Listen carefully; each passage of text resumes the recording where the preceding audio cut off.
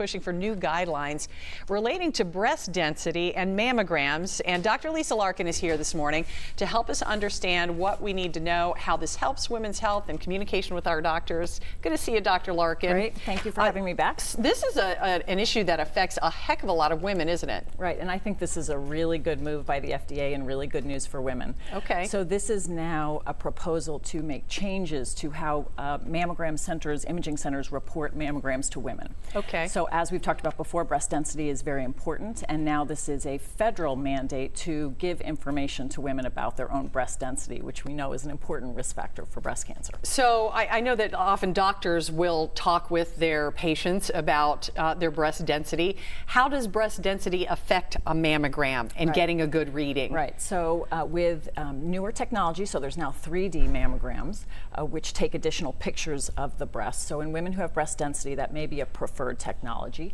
But breast density does two things.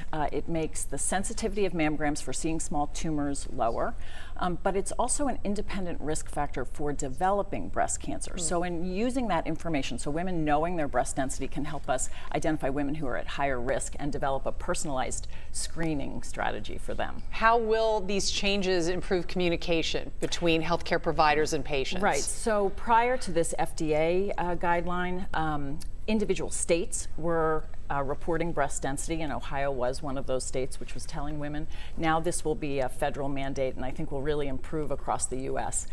Information being provided to women. Now, how will it also affect some providers who may not be staying in line with regulations? Right. Well, so I think that this is really, now that this is a federal mandate, this is, again, raising awareness for clinicians and women about the significance of breast density so that this information can be used in performing a risk assessment for them and talking about individualized screening approaches. Now, it's also going to add some categories to the different findings from a mammogram, right? So that's a secondary piece of this Okay. guideline too. In the report, they're going to provide more information about categories of normal and abnormal so that I think it'll be a little more clear for individual women and clinicians what to do with the mammogram findings. Well, outside of having a lump in your breast, what other concerns can a mammogram bring up related to this?